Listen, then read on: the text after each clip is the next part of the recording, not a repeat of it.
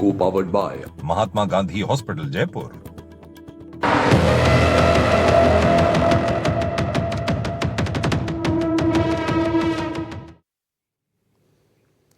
एक महिला जब मां बनती है तो उसके और परिवार की खुशी का ठिकाना नहीं रहता। बच्चा होने पर बधाई गीत गाए जाते हैं, मिठाइयाँ बांटी जाती हैं। बधाइयों के गीत गाए जाने की राजस्थान में तो परंपरा बहुत पुरानी है, लेकिन डीडवाना जिले के कुचामन सिटी से एक हैरान कर देने वाला मामला सामने आया। राजकीय जिला अस्पताल में डॉक्टर्स और नर्सिंग कर्मियों की एक बेहद गंभीर लापरवाही ने प्रसूता को ऐसा दर्द दिया जिसने उसकी और परिवार की खुशी को काफूर कर दिया। उसके और नवजात बच्चे के जीवन पर पल पल भारी पड़ता हुआ नजर आया। डॉक्टर्स और नर्सिंग टीम ने जुलाई में महिला की डिलीवरी के समय पेट में ही टॉवल यानी गौश का कपड़ा छोड़ दिया। टांके लगाकर ऑपरेशन सर्जरी पूरी कर दी गई। मामले का खुलासा 3.5 महीने के बाद हुआ, जब महिला को असहनीय दर्द हुआ। महिला उस हालत में अस्पताल पहुंची। जिले के अन्य अस्पतालों में डॉक्टर्स को पेट दर्द का कारण ही समझ नहीं आया। कुचामन मकराना ही नहीं, अजमेर में भी उन्होंने दिखाया, लेकिन डॉक्टर्स बीमारी नहीं पकड़ पाए। जब उदयपुर पहुंचे, माफ कीजिएगा, जब जोधपुर अस्पताल में उन्होंने दिखाया, जोधपुर एम्स में, वहां महिला के पेट में फॉरेन बॉडी होने की पुष्टि हुई है। और जब पुष्टि हो गई तो उसके बाद वो कपड़ा उनके शरीर के अंदर से निकाला गया, लेकिन महिला की आंतों में 3 महीने से ज़्यादा समय तक ये टॉवल पेट में पड़ा रहने के कारण ये दर्द, ये पीड़ा महिला को सहनी पड़ी। उसकी खुराक कम होने से दूध भी पूरा नहीं हो पाया। बच्चे के ऊपर भी काफ़ी इसका असर पड़ा है। अगले 3-4 महीने तक महिला को लिक्विड डाइट लेने को कहा गया था, लेकिन दर्द इतना रहा महिला को कि उनकी डाइट पर भी इसका बड़ा असर पड़ा। प्रसूता महिला के पेट में टॉवल या कपड़ा छोड़कर जान से खिलवाड़ करना एक बड़ी लापरवाही है। इस तरह के मामले पहले भी सामने आते रहे हैं, फिर भी बार बार ऐसी घटनाएं हो जाती हैं। सिजेरियन डिलीवरी या पेट के ऑपरेशन का सर्जरी प्रोटोकॉल को लेकर के भी हमेशा सवाल खड़े होते रहे हैं। डिलीवरी में बच्चा होने के बाद टांके लगाने का काम किसका होता है, किसकी जिम्मेदारी होती है सर्जरी को अंतिम रूप देने की? 3 महीने तक महिला दर्द में तड़पती रही, इसका जिम्मेदार कौन है? एनडीटीवी ने डीडवाना सीएमएचओ से संपर्क किया तो उन्होंने बताया कि मामले में 3 सदस्यीय कमेटी का गठन कर दिया गया है। कमेटी पर कमेटी गठित होती रहती हैं और उन कमेटियों की रिपोर्ट का परिणाम क्या होता है ये आज तक पता लगा पाना इसके लिए लगता है एक अलग ही कोई विभाग बनाना पड़ेगा जो ये बताए कि जो कमेटियां बनती हैं उनके फाइनली परिणाम क्या होते हैं, वो किस मंजिल तक वो पहुंच पाते हैं कि नहीं पहुंच पाते। ऐसे तमाम सवाल अब खड़े हो रहे हैं। मानव अधिकार आयोग इस मामले में एक्शन भी ले सकता है, ये भी बात सामने आ रही है। 3 सदस्यीय जांच की कमेटी की जो रिपोर्ट है अब वो क्या बताएगी, किसको दोषी ठहराती है?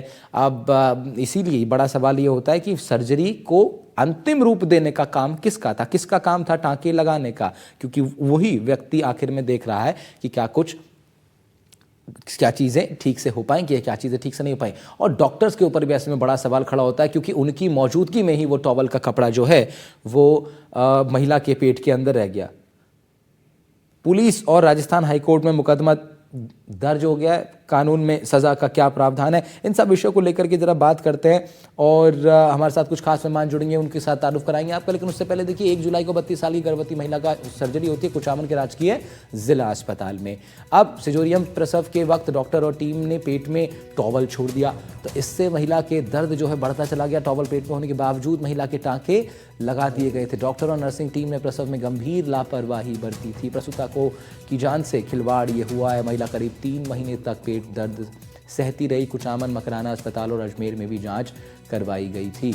डॉक्टरों ने सीटी स्कैन कर पेट में गांठ बता दी थी और कई अस्पतालों में चक्कर काटकर महिला जोधपुर एम्स पहुंची। तब जाकर महिला को ये पता पड़ा कि दर्द का कारण क्या है। 15 नवंबर को वहाँ पर वो एडमिट हुई थी और उसके बाद जाकर ये पूरा मसला जो है ये सामने निकल करके आया है।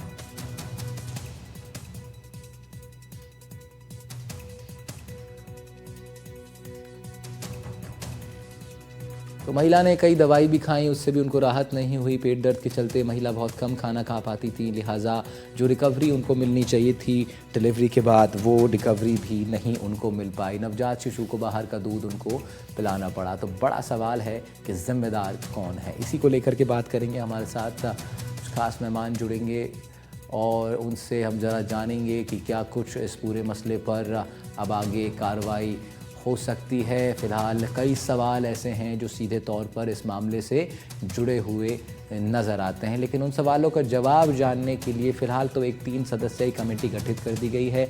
वो कमेटी अब किस रूप में इस पूरे प्रकरण को देखती है, किसको दोषी साबित करती है, किसको फ़िलहाल आरोपी भी बनाया जाएगा, ये महत्वपूर्ण है, क्योंकि आप किसको ये मानते हैं कि किसकी जिम्मेदारी थी इस सर्जरी को सक्सेसफुली पूरा करने की, और कौन क्या जो स्टाफ होता है उसको भी ज़िम्मेदार माना जाएगा, या फिर जो और ड्यूटी डॉक्टर है उस वक्त क्या वो ज़िम्मेदार है, या जो सर्जन थे वो ज़िम्मेदार हैं। तमाम सवाल है, और इन तमाम सवालों के बीच एक जवाब जो बहुत स्पष्ट है वो ये है कि महिला 3 महीने तक डिलीवरी के बाद, जिस महिला को अपने शरीर के लिए सचेत रह करके ज़्यादा डाइट, ज़्यादा खाना खा करके अपने शरीर को और ठीक करना था, वो महिला 3 महीने तक दर्द में कराती नहीं। इसका जिम्मेदार कौन होगा?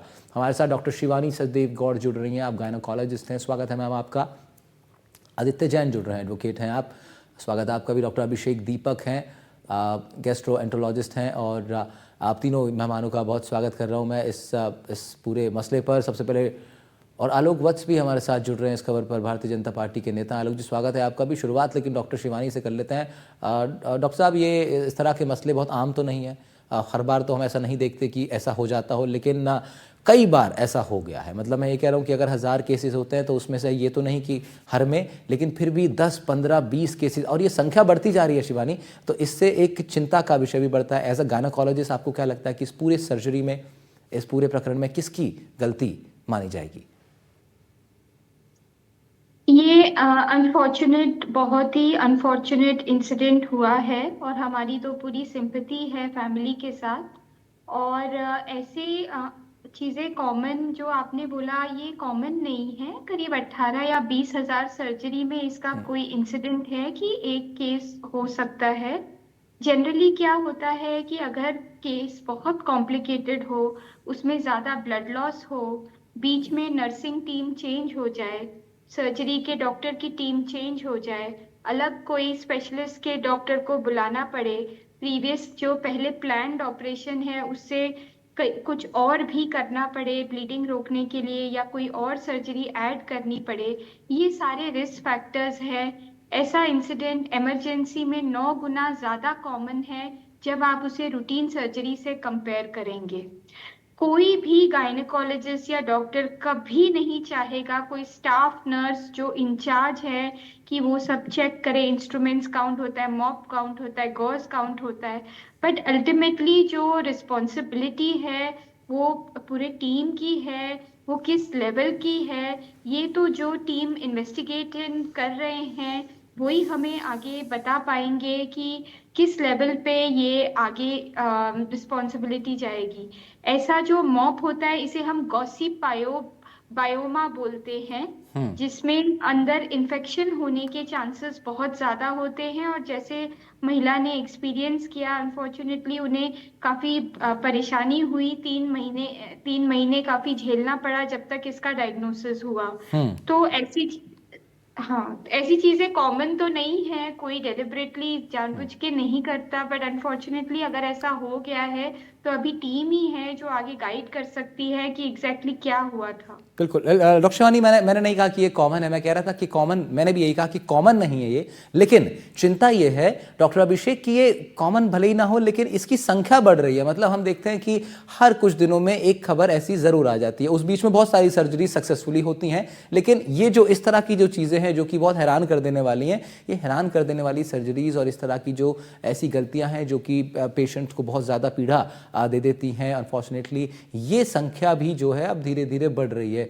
अब डॉक्टर अभिषेक, इस पूरे मसले पर आप किस तरीके से इस पूरे प्रकरण को देखते हैं? इसमें किसकी लापरवाही मानी जाएगी? ये सवाल मैं इसलिए पूछ रहा हूँ क्योंकि कमेटी गठित कर दी गई है। अब वो कमेटी बताएगी किसकी गलती है, किसकी गलती नहीं है। तो सबसे बड़ी बात तो ये है कि आप किसको आरोपी मान रहे हैं, आप किसको ये मान रहे हैं कि किसकी जिम्मेदारी होती है इसमें, इस पूरी सर्जरी को फाइनलाइज करने की? कौन इसको आखिरी चरण में कौन रहता है इसमें? जी बिल्कुल मैं सहमत हूँ डॉक्टर शिवानी की बात से कि ये बहुत ही अनफॉर्चुनेट इंसिडेंस है, और कोई डॉक्टर, कोई टीम, कोई स्टाफ नहीं चाहता कि इस तरह से कोई भी गलती हो। यूजुअली कोई भी सर्जरी में एक प्रोटोकॉल फॉलो किया जाता है जिसमें सर्जरी से पहले इन तीनों चीज़ें काउंट की जाती हैं, इंस्ट्रूमेंट, गॉज और नीडल्स, और उनको एक बोर्ड पे लिखा जाता है, और उसके बाद एक स्टाफ नर्स, 2 स्टाफ नर्स का ये काम होता है, ड्यूटी होती है कि वो उसको पूरा काउंट रखें और उस पर पूरा नजर रखें, और after the before the closure फिर से वो काउंट रिपीट किया जाता है और उसको मैच किया जाता है बोर्ड से। तो और डॉक्टर को इन्फॉर्म किया जाता है टाइम टू टाइम कि डॉक्टर कि we have removed all the gauze. तो it is basically a work of a team, पूरा टीम का एक रिस्पॉन्सिबिलिटी होती है।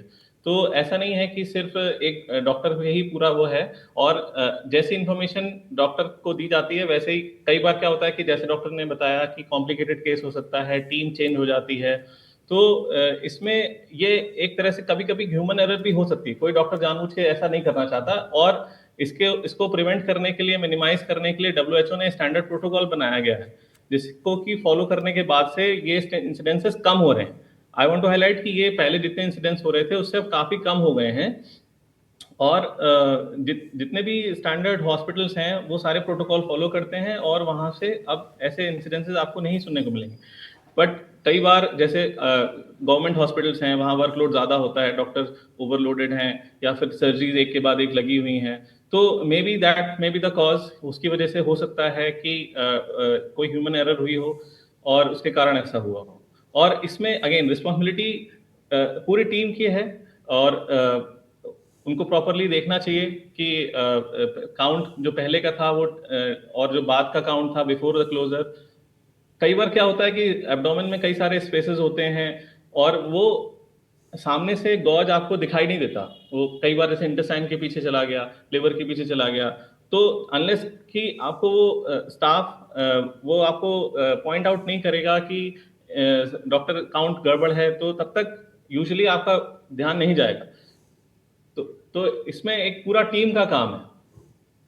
बिल्कुल टीम का काम है, और लेकिन इस तरह के इंसिडेंट जब होते हैं तो सवाल तो खड़े होते ही हैं। आदित्य जैन साहब, एक पेशेंट के लिए, क्योंकि उनको पीड़ा तो हुई ही है, सब चीज़ें तो घट गई, उसको ठीक तो नहीं किया जा सकता, लेकिन क्या कुछ इसमें कानूनी पहलू भी होता है, जो पेशेंट्स के पास कोई राइट्स हैं कि वो सवाल पूछ सकें, सवाल खड़े कर सकें, कार्रवाई करवा सकें? कानूनी पहलू क्या है इन सब चीज़ों का? जी, इसके कानूनी पहलू अनेक हैं। पहला कानूनी पहलू तो ये है कि इसमें जो डिसिप्लिनरी बॉडी है, जो मेडिकल काउंसिल ऑफ इंडिया के नियम हैं, वो उसमें शिकायत दर्ज हो सकती है अगर डॉक्टर की लापरवाही है। कमेटी का गठन होता है, कमेटी अपनी फाइंडिंग्स देती है, सुनवाई का अवसर देके डॉक्टर को। फाइंडिंग्स देने के पश्चात अगर मरीज का परिवार उन फाइंडिंग्स से सहमत नहीं है, तो फिर वो न्यायालय का दरवाजा खटखटा सकता है। इसमें सबसे पहली चीज तो है कि कंज्यूमर न्यायालय। कंज्यूमर न्यायालय में आप जा सकते हैं। कई निर्णय हैं सुप्रीम कोर्ट के, कुणाल साहा के केस में, वी शांता के केस में, जेकब मैथ्यू के केस में, ये 3 बड़े केस। अब जब मुआवजा मांगते हैं मरीज या उनका परिवार, तो वो फिर जा सकते हैं कंज्यूमर न्यायालय। डॉक्टरों के खिलाफ कानून फौजदारी कार्रवाई भी हो सकती है, क्रिमिनल कार्रवाई, उसके लिए भी प्रावधान है भारतीय न्याय संहिता में। अब होता यह है कि ऐसे मेडिकल नेग्लिजेंस के केसेस में जो पीड़ित पक्ष होता है उसको ये सिद्ध करना पड़ता है कि जो घटना हुई वो डॉक्टर की लापरवाही से हुई है। अब वो लापरवाही सिद्ध करने के लिए जो कमिटी होती है, जो डॉक्टरों की कमिटी बनती है, उनकी फाइंडिंग्स, उनकी जो वो आते हैं फाइंडिंग्स, वो काफी निर्णयात्मक होती है। साथ ही साथ उन कमिटी के जो सदस्य हैं या जो हैं, उन कमिटी के सदस्यों को कोर्टों में, न्यायालय में अपने बयान के लिए बुलाया जा सकता है। उनकी फाइंडिंग की रिपोर्ट को साक्ष्य के तौर पर न्यायालय में पेश किया जा सकता है। तो इसके कई सारे पहलू हैं। पीड़ित पक्ष के पास कंज्यूमर न्यायालय जाने का तो हक है ही, साथ ही साथ फौजदारी करने का भी अधिकार है, कार्रवाई करने का। पर सबसे पहले एक शिकायत जो डिसिप्लिनरी इनकी बॉडी है, अनुशासनात्मक जो कार्रवाई करती है, मेडिकल काउंसिल ऑफ इंडिया, वहां एक शिकायत दर्ज करनी चाहिए, ताकि वहां एक इंक्वायरी बैठी जाए, जैसा हुआ है, डॉक्टरों की कमेटी गठन हुई। और फिर भी अगर पीड़ित पक्ष उससे सहमत नहीं है, तो वो उसके पश्चात न्यायालय का दरवाजा खटखटा सकता है। ठीक है आलोक भट्ट साहब, आपकी सरकार में जब इस तरह की चीज़ें होंगी तो फिर सीधे सीधे सवाल तो फिर स्वास्थ्य विभाग पर उठता ही है। कम से कम ये उम्मीद तो जताई जाती है कि स्वास्थ्य विभाग सीधे तौर पर खुद संज्ञान लेगा। ये हर रोज़ होने वाले मामले तो नहीं है, कभी कभी ऐसी तरह की घटनाएं होती हैं, लेकिन क्या स्वास्थ्य विभाग ने संज्ञान लिया है इस पूरे विषय पर आलोक जी? देखिए राहुल जी, यहाँ पर दो बड़े सीनियर डॉक्टर हैं, एक गायनेकोलॉजिस्ट हैं, एक गैस्ट्रोएंटरोलॉजिस्ट हैं। मैं अपने एक्सपीरियंस के आधार पर एक चीज कहना चाहूंगा कि आजकल प्रसव कराना खासकर प्राइवेट अस्पतालों में एक दुकानदारी हो गई है। रेट तय हो जाते हैं पहले ही। कोई आदमी नॉर्मल प्रसव कराने के चक्कर में नहीं पड़ना चाहता है। मैं खुद इसका भुक्तभोगी हूं। मेरी डॉटर को आज से 6 साल पहले डिलीवरी हुआ। डॉक्टर ने कहा कि I will work on her और मैं नॉर्मल डिलीवरी कराऊंगी, and she work on her for 4 hours और नॉर्मल डिलीवरी हुआ। और 2 दिन में वो घर चली गई और बिल्कुल नॉर्मल रही। पुराने जमाने में 95% नॉर्मल डिलीवरी होती थी, आजकल 95% सीजरियन डिलीवरी हो रही है। ये दुकानदारी हो गई है। रेट तय होते हैं कि इतने पैसे लगेंगे और होगा। और जो अभी इस महिला के साथ हुआ, फॉरगेट किसकी सरकार है, ये डॉक्टर का काम है। ये जो हुआ, ये पूरी टीम, मेरे हिसाब से ये कल्पेबल होमिसाइड था। उसकी जान बच गई, यही बहुत बड़ी बात है। और जो 6 महीने तक या 5 महीने तक उस महिला ने विभिन्न अस्पतालों के चक्कर काले और विभिन्न तरीके का दवाइयां खाई और विभिन्न तरीके का यातना झेली, वो तो आप भूल ही जाइए। इट वॉज ऑलमोस्ट लाइक उसके साथ जितना कुछ हुआ वो किस तरीके से झेली है और बच गई, ये भगवान की नेमत है। तो इन लोगों को under section 304 of IPC, I think they should be treated for culpable homicide. आप कैसे छोड़ सकते हैं एक गज? तो कोई छोटा मोटा चीज नहीं है। देखिए आपके टेलीविजन पर दिखा रहे हैं कितना बड़ा वो टुकड़ा है, और आप कह देंगे कि वर्क प्रेशर में और इसके कारण। अरे हो सकता है डॉक्टर ने ऑपरेशन कर दिया हो और किसी छोटे मोटे नर्स को या उसको कहा तू सिल दे, और वो अपना सिल के चल दी। उसके बाद उनको यही नहीं पता लगा कि इसके अंदर छिपा क्या है। कोई कह रहा था गांठ पड़ गई, कोई इसको लिक्विड डाइट की सलाह दे रहा है। नो, आप इसमें बड़ी नहीं हो सकते हैं। ये पूरी टीम को एक सजागता के तौर पर डील कराना होगा, तभी डॉक्टरों की आंख खुलेगी कि आपको कितनी निगरानी में कोई ऑपरेशन करना है। मैं इस बात से कतई सहमत नहीं, किसी की भी सरकार हो, इसमें सरकार का क्या रोल है, चाहे बीजेपी की हो, कांग्रेस की हो, ममता बनर्जी की हो, अखिलेश की हो। ठीक बात है, ठीक बात है। सरकार का कोई रोल नहीं है। ठीक बात है। डॉक्टर है, आपको अपनी डॉक्टरी अपने हिसाब से करनी चाहिए। ठीक बात है। तो क्यों आज ये प्रश्न क्यों नहीं पूरे भारत में उठ रहा है कि क्यों 95-6% सिर्फ सर्जेरियन बच्चे पैदा हो रहे हैं?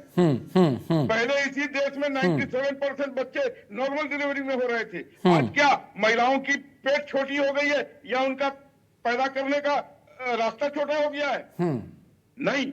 ठीक है, ठीक बात है, ठीक बात है। आलोक जी का ये जो आक्रोश है, आलोक जी का ये जो आक्रोश है, शिवानी जी, ये एक आम जनमानस का, इसको आप गुस्सा कह सकती हैं, क्योंकि इस तरह जब घटनाएं सामने आती हैं तो निश्चित रूप से एक दुख तो होता ही है, लेकिन पीड़ा और आक्रोश इस बात का होता है कि मुझे लगता है कि शायद डॉक्टर से एक्सपेक्टेशन भी हम लोग की इतनी ज़्यादा रहती हैं कि फिर उनकी तरफ से हुई कोई भी चूक को बहुत ज़्यादा फिर एग्रेसिवली उसको टेक किया जाता है। डॉक्टर शिवानी, इस पूरे प्रकरण पे लेकिन मैं आपसे ये जानना चाह रहा हूँ कि इसमें एक तो जो स्टाफ है, जो नर्स स्टाफ है, वो इन्वॉल्व रहा होगा, जो मेन डॉक्टर रहे होंगे, जो सर्जन रहे होंगे, वो इन्वॉल्व रहे होंगे, तो यही 2 तरह के लोग इसमें उस समय मौजूद रहे होंगे वहाँ पे। तो फिर मैं ये इसको इसलिए समझना जरूरी है क्योंकि जिस तरह आलोक जी भी कह रहे हैं कि कोई छोटी मोटी चीज़ तो है नहीं कि कोई बहुत छोटी सी चीज़ उसमें रह गई हो, एक प्रॉपर एक कपड़ा है जो रह गया, तो क्या इसका कारण क्या हो सकता है? इतनी बड़ी लापरवाही समझती हैं आप इसको, या फिर ये मामूली लापरवाही आपकी नज़र में है?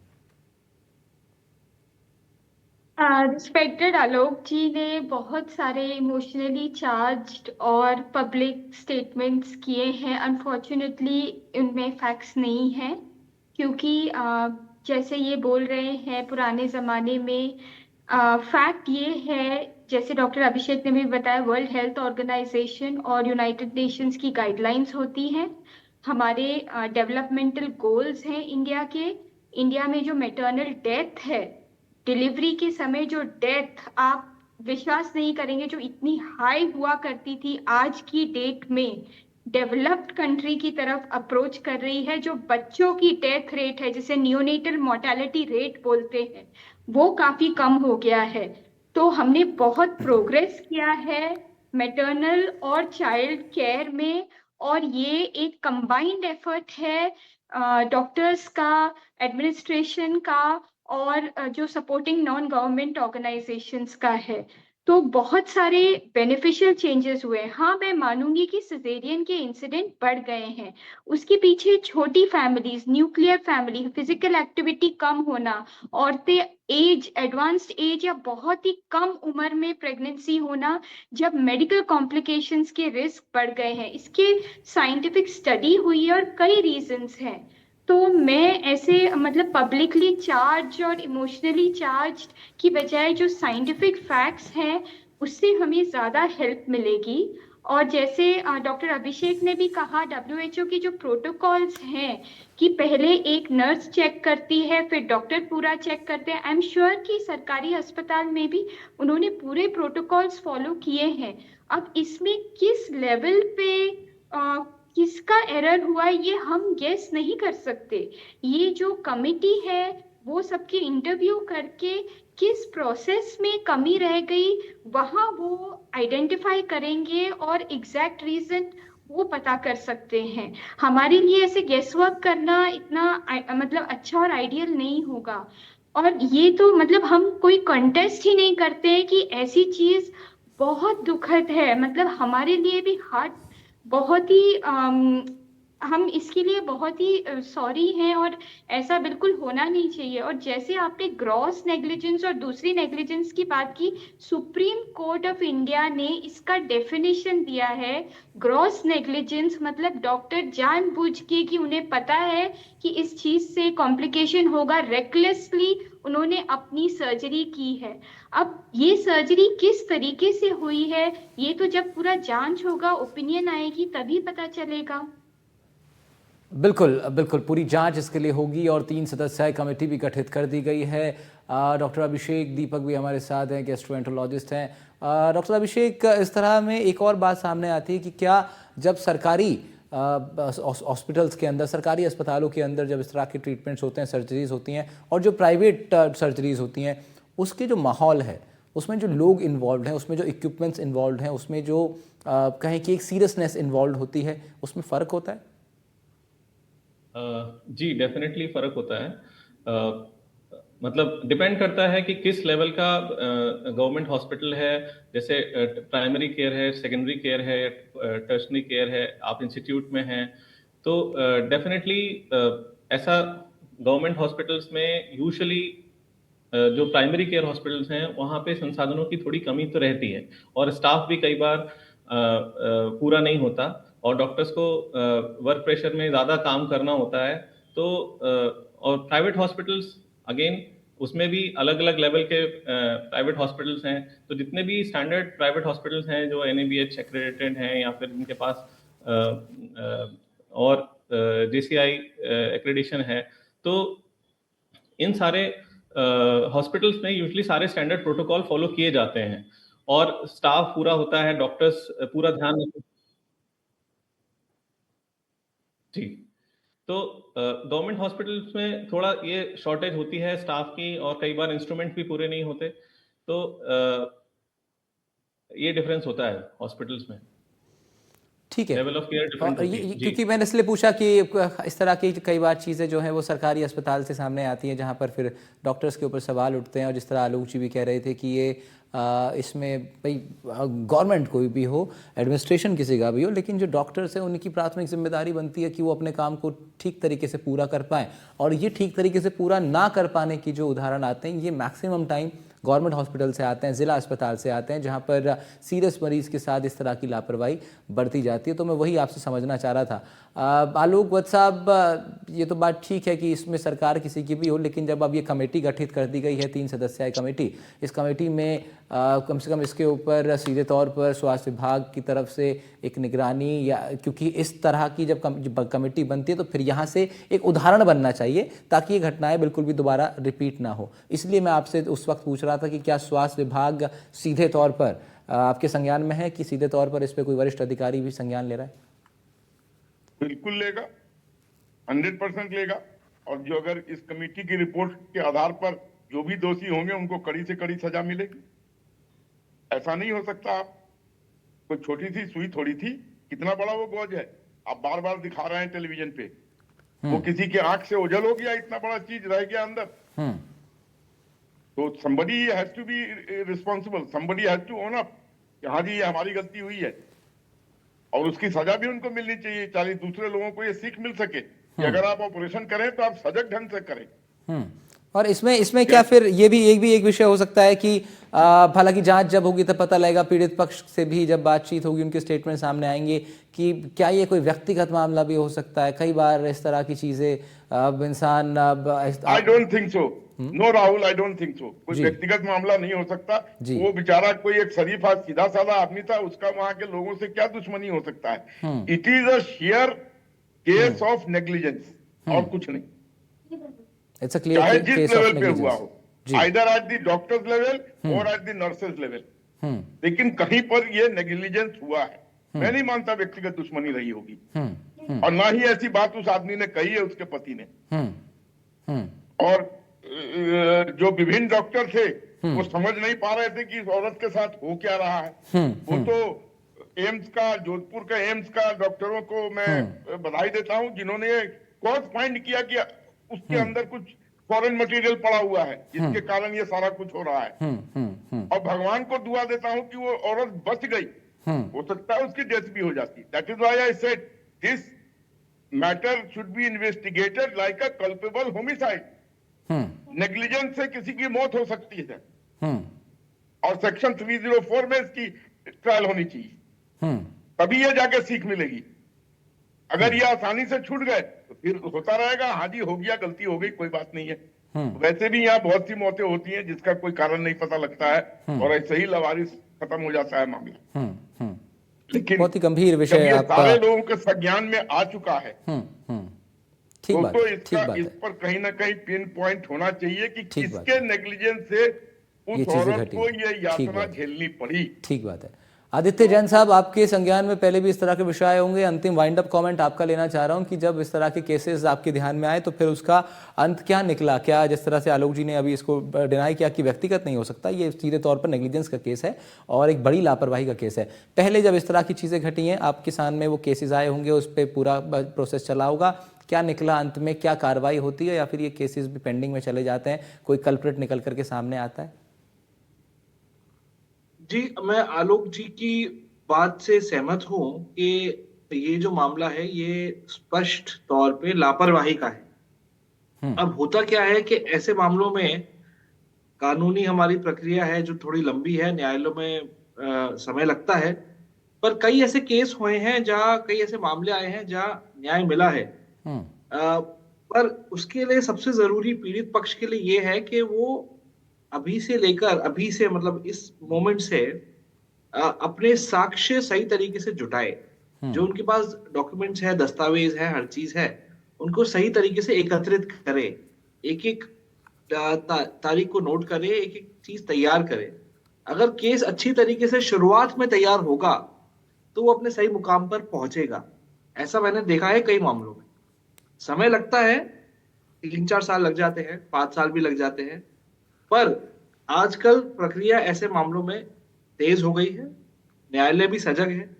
कुणाल साहा का निर्णय है 2 साल पहले का सुप्रीम कोर्ट का, जिसमें सुप्रीम कोर्ट ने 11 करोड़ रुपए मुआवजा दिया है। तो ऐसा नहीं है न्यायालय मुआवजा नहीं देता है मुआवजा। अगर मामला सच्चा है और सही तरीके से पेश किया गया है और साक्ष्यों के साथ प्रस्तुत किया गया है तो मुआवजा मिलेगा। ठीक है। तो ये बेहद ही महत्वपूर्ण और गंभीर विषय था जिस पर आज हम लोग बात कर रहे थे, सेंसिटिव भी था। और आलोक वत्स साहब इसमें हमारे साथ जुड़े, साथ ही अभिषेक दीपक डॉक्टर हैं वो भी हमारे साथ थे, और डॉक्टर शिवानी सचदेव जी हमारे साथ थी, आदित्य जैन और तमाम लोग का आप सबका शुक्रिया कर रहा हूँ। आप सब ने अपनी महत्वपूर्ण राय इस पर रखी है। अलग अलग पक्ष ज़रूर निकल कर आया है, लेकिन इन तमाम पक्षों के बीच एक महत्वपूर्ण सवाल जिसका जवाब ढूंढने का प्रयास हम लोग ज़रूर कर रहे हैं, लेकिन उसका जवाब ये है कि पीड़िता 3 महीने तक उस दर्द को सहती रही, और सवाल ये है कि इसका जिम्मेदार कौन था। नमस्कार।